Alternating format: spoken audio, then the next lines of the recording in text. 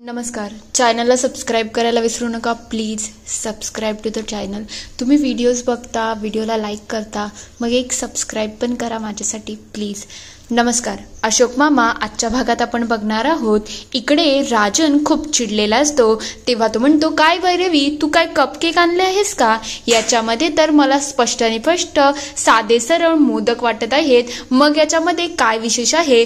तेव्हा ती म्हणते, काहीतरी गडबड झाली आहे. तेव्हा तो म्हणतो, अच्छा गडबड, हा काय जादुई बॉक्स आहे का? म्हणजे तू याच्यामध्ये कपवड्या आणल्या होत्या आणि अचानक याच्यामध्ये मोदक झाले. तुला काही हे सगळं खेळ वाटतंय का? टाइमपास वाटतोय का?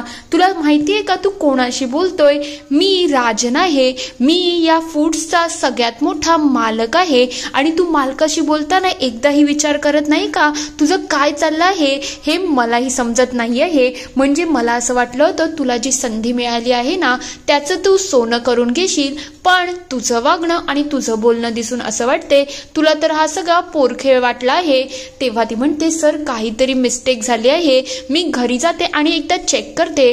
तेव्हा तो म्हणतो, माझी चूक झाली, मी तुला संधी दिली, आता मला तुझ्यावरती अजून काही टाइम वेस्ट करायचं नाही. गेट आउट, तू इथून जाऊ शकते, आत्ताच्या आत्ता चालती हो. तो लगेच तिला तिथून हकलून देतो. हे सगळं झाल्यानंतर भैरवी अक्षरशः रडवानी झालेली असते. ती लगेच तिथून निघून जाते. हे सगळं होत असताना सुद्धा राजनची ही थोडी चिडचिड होते आणि तोही थोडा संतापलेलाच असतो. तर दुसरीकडे इकडे राधा मामी आणि किशा मामा अक्षरशः खुश झालेले असतात, कारण की त्यांचा प्लॅन सक्सेसफुल होतो. तेव्हा राधा मामी म्हणतात, कसं आहे माहिती का, हे सगळं मीच तर केलं आहे, मी सगळ्या गोष्टी फिरवून टाकल्या आणि बॉक्सची अदलाबदली केली. आता तिला तो राजन आहे ना तो खूप ओरडा देईल. तुम्हाला माहितीये का, माझ्या शाळेमध्ये सुद्धा ते मोठे साहेब यायचे ना इन्स्पेक्शनसाठी, तेव्हा मी सुद्धा अशीच ओरडा खायची, इकडे कचरा आहे तिकडे हे आहे, पण आता भैरवी सुद्धा ओरडा खाईल. तेव्हा ते म्हणतात, हे तर तू खरंच खूप छान काम केलं आहे, मला तुझं हे काम खूप आवडलेलं आहे, पण आता खरी गोष्ट ही राहिली की आपणही तिथे जायला पाहिजे होतं आणि भैरवीचा कसा अपमान होत होता ना ते बघितलं असतं, आपल्यालाही सुख मिळालं असतं ना. अनिष्टांचं सगळं बोलणं ऐकत असतो. तेव्हा राधाबाई म्हणतात, ते काही असो, पण ती जेव्हा घरी येईल ना तेव्हा मी तिला विचारेल ना काय झालं, म्हणजे सुनबाई एवढा मोठा घोळ झाला, आता काय करणार आहेस तू? तेव्हा अनिश म्हणतो, बस करा हो, तुमची बडबड बंद करा. भैरवीच्या अंगामध्ये जो माज आहे ना आता तो मीच उतरवणार. तिच्या अंगामध्ये जी मस्ती आहे ना बिझनेस करायची, ती आता मी कसं उतरवतो तुम्ही बघतच राहा. तिला असं वाटते ना ती सगळं करू शकते. आता तिला समजेल की तो जेव्हा सुकटणकर आहे ना तो तिला ओरडेल ना तेव्हा जाऊन तिला अक्कल येईल की तिला काय करायला पाहिजे होतं. हे सगळं झाल्यानंतर राधा मामी आणि किशा मामा एक दुसऱ्याला टाळी देतात आणि थोडा चिडूनच गेलेला असतो. दुसरीकडे राजन इकडे चिडलेलाच असतो. तेव्हा तो म्हणतो, आता मला काहीच काम करायचं नाहीये, हे माझा मूड खराब आहे, म्हणून कोणी माझ्या मागे पुढे करू नका. तेवढ्यात तो त्याच्या चेअरवरून उठतो आणि इकडे तिकडे फेऱ्या मारायलाच लागलेला असतो. त्याचं लक्ष त्या मोदकांकडे जातं. तो मोदकाला एक बारकाईने बघायला लागतो आणि त्याच्यावरती अक्षरशः 21 पाकळ्या असतात. ते बघता तो त्याचा स्मेल सुद्धा घेतो की हे कसं असेल, म्हणून तो टेस्ट करतो आणि टेस्ट करताच त्याच्या चेहऱ्याचा रंग चेंज झालेला असतो. तेव्हा तो म्हणतो, फॅन्टॅस्टिक, काय खतरनाक मोदक आहेत. त्याला ते मोदक खूप आवडतात. तर दुसरीकडे भैरवी इकडे रडत रडत घरी आलेली असते. तेव्हा नीलिमात्या म्हणतात, काय झालं भैरवी, तू नको काळजी करू. तेवढ्यात मामाही तिथे येतात आणि म्हणतात, जेव्हा मला समजलं ना हा मोठा घोळ झाला आहे, मी तुझ्या मागे आलो होतो, पण तोपर्यंत तू निघून गेली होती, म्हणून तुझ्याशी काही भेटता आलं नाही. तेव्हा ती म्हणते, बाबा माझ्या बाबतीत काय चाललं आहे मला समजतच नाही आहे. एवढी मोठी सोन्यासारखी संधी माझ्याकडे स्वतःहून चालत आली होती, पण तिथे काहीच झालं नाही. खरं म्हटलं तर हे सगळं घोळ झालं आहे. फक्त काय चूक झाली, बॉक्स चेंज झाले आणि माझं आयुष्य चेंज होऊन बसलं आहे. तेव्हा नीलिमात्या म्हणतात, मला तो माणूस चांगला वाटतोय, आपण त्याला एकदा भेटायला जाऊ तर गोष्टी सॉल्व्ह होऊ शकतात. तेव्हा भैरवी म्हणते, नाही. तेव्हा मामा म्हणतात, जर तुला तो माणूस माणूस चांगला वाटत असेल ना तर मीही तुझ्या बरोबर येतो आणि कसं आपण सगळं सांगू. तेवढ्यात अनिश त्यांचं बोलणं ऐकतो. तेव्हा भैरवी म्हणते त्याने मला स्वतःहून त्याच्या ऑफिसमधून हाकलून टाकलं आहे, मला नाही वाटत आता याचा फारसा काही उपयोग होईल. तेव्हा अनिश म्हणतो हेच तर मी हेच समजवत होतो की तुझ्या बसचं हे काम नाहीये हे, पण तरी सुद्धा तुला सगळीकडे पुढे पुढे करायचं असतं ना. मी तर सांगितलंच होतं असं काही करू नको, तुझी कॅलिबर जितका आहे ना तेवढंच काम कर. तू फार फार काय करू शकते, जॉब करू शकते, पण तुला उडी मारायची आहे बिझनेसवरती. जे कधी केलं नाही त्याच्यामध्ये तुला उडी मारायची आहे, ते तुझ्याकडून कसं काय होईल. तुला माहिती आहे का मी सुद्धा माझं मन अडकून इथे राहिलो आहे, कारण की मी जेव्हा जंगल सफारीला जायचो ना तेव्हा मला अशा हजारोच्या किमतीमध्ये माझ्या एक एक फोटोला किंमत असायची. लोकांना माझ्याबरोबर सफारीला जायला आवडतं, पण तरी सुद्धा मी सगळं सोडलं आणि आता माझी अवस्था कशी झाली आहे.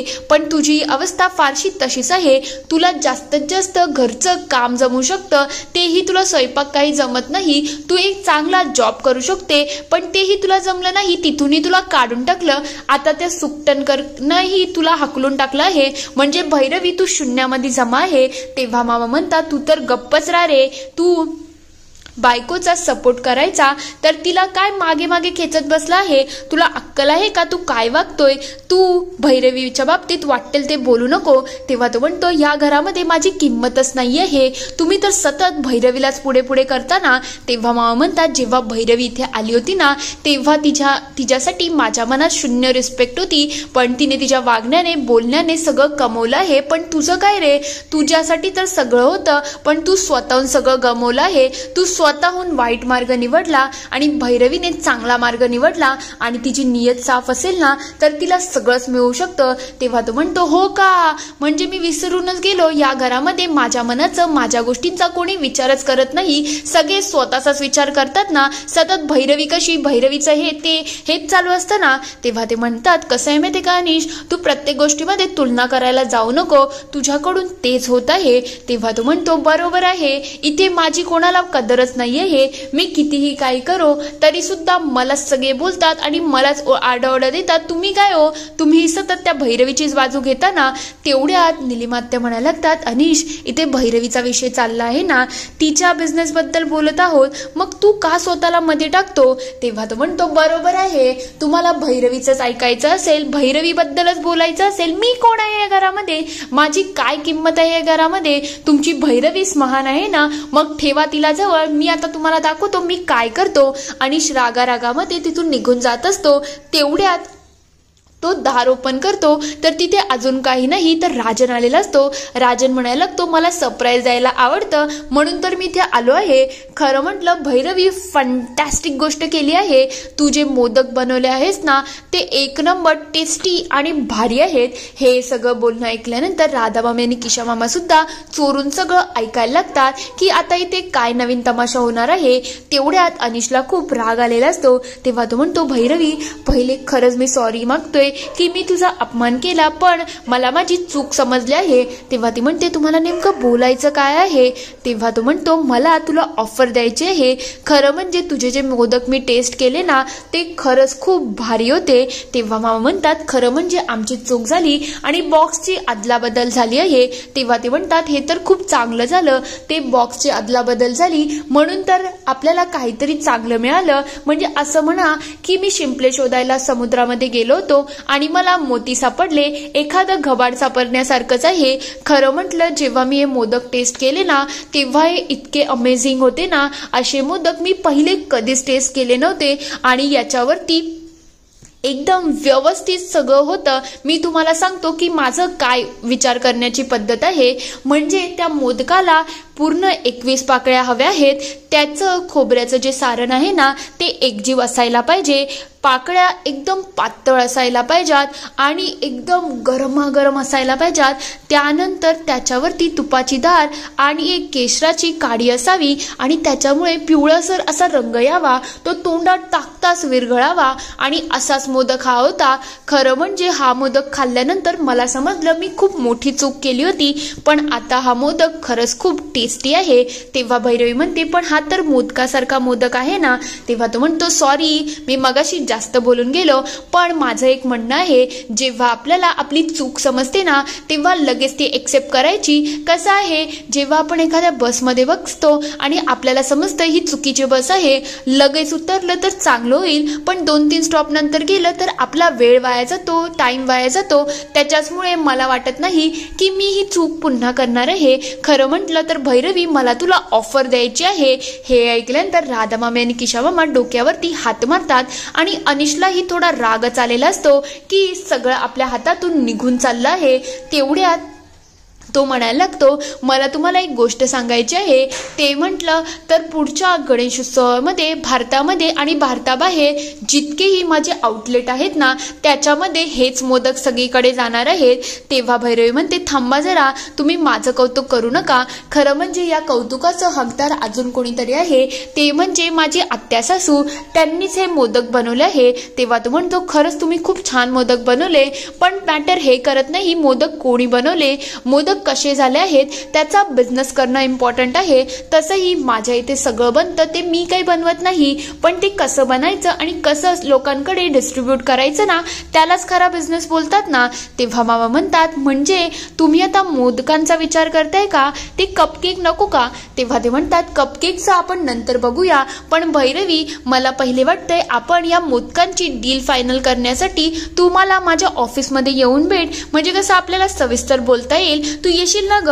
आणि खरंच मी पुन्हा एकदा माफी मागतो, माझ्याकडून चूक झाली, पण मी आता असं पुन्हा वागणार नाही. यावेळेला तुला रिस्पेक्टफुल आणि सगळ्याच गोष्टी चांगल्या प्रकारे मी हँडल करेल, पण प्लीज तू एकदा ये. आणि माझी इच्छा आहे हे मोदक प्रत्येक ग्राहकाकडे जायला पाहिजे.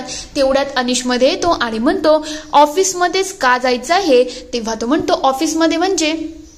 तेव्हा तो विचारतो तुमचं नाव काय. तेव्हा नीलिमात्या म्हणतात यांचं नाव अनिश आहे.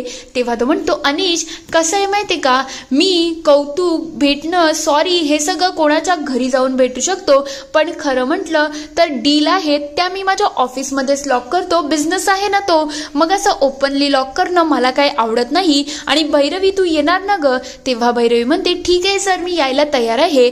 तेव्हा तो म्हणतो आता जेव्हा तू येशील तेव्हा आपण ही डील फायनलच करू आणि नंतर गणेशोत्सवाचं नंतर बघू. आणि ते कपवळ्यांचं आहे ना ते आपण नंतर डील फायनल करू, त्याच्याकडे तू जास्त लक्ष देऊ नको, ते होतच राहील. तेव्हा ती म्हणते चालेल सर, तुम्ही जसं म्हणा तसं आपण करू. हे सगळं ऐकल्यानंतर राधामामी आणि किशामामांना थोडं टेन्शनच आलेलं असतं की आता पुन्हा हे सगळं आपल्या हातातून गेलं आहे.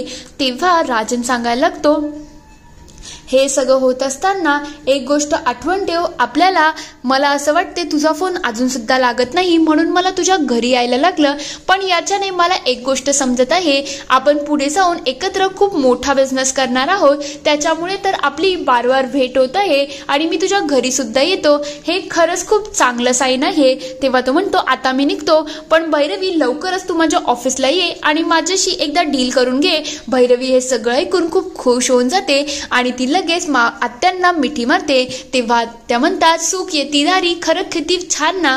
पण अनिशला या सगळ्याचा राग आलेला असतो. भैरवी लगेच मामांच्या पाया पडते, पण अनिश लगेच तिथून निघून जातो. मामा म्हणायला लागतात बघ तुझं मन साफ होतं, हेतू शुद्ध होता म्हणून तर हे सगळं झालं आहे ना. तेव्हा ते लगेच भैरवीला मिठी मारतात. अनिश त्यांच्याकडे रागाने बघतो आणि थैथया करत तिथून निघून जातो. मामाही त्याला बघतात पण त्याला काहीच न बोलता तिथून निघून जाऊन देतात. दुसरीकडे इकडे अनिश म्हणत असतो भैरवीला खूप माज आला आहे ना, तिला त्या सुकटनकरांनी बिझनेस दिला आहे ना, पण तिचा बिझनेस जोपर्यंत मी बर्बाद करत नाही ना तोपर्यंत मी काय शांत बसणार नाही. तेवढ्यात इकडे किशवा म्हणतात अरे हे खा ना. त्या न्यूजपेपरवरती पुरुषांवरती अत्याचार असं काहीतरी लिहिलेलं असतं आणि अनिशच्या डोक्यामध्ये त्याच्यावरूनच काहीतरी प्लॅनिंग शिजतं. तर दुसरीकडे भैरवी मामांना म्हणत असते मला खरंच असं वाटत आहे मी त्या सुकटनकरांना सांगून टाकावं की हे काम माझ्याकडून होणार नाही आणि जे म्हणाला होता तेच खरं झालं आहे, माझ्याकडून काहीच होऊ शकत नाही, बिझनेस तर बिलकुल होऊ शकत नाही. तेव्हा मामा म्हणतात पण मी जर याच्यातून मार्ग काढला तर सोपं होऊ शकतं ना. इथे हा पूर्ण एपिसोड संपतो. नेमकं अनिशने आता पुन्हा काय गडबड केली ज्याच्यामुळे भैरवी पुन्हा सुकटनकरांची ऑफर डिक्लाइन करत आहे. तुम्हाला काय वाटतं ते मला कमेंटमध्ये नक्की कळवा. व्हिडिओ आवडला असेल तर लाईक करा, शेअर करा आणि चॅनलला सबस्क्राईब करून घंटी वाजवायला विसरू नका. नवीन व्हिडिओजच्या नोटिफिकेशनसाठी. व्हिडिओ बघितल्याबद्दल धन्यवाद.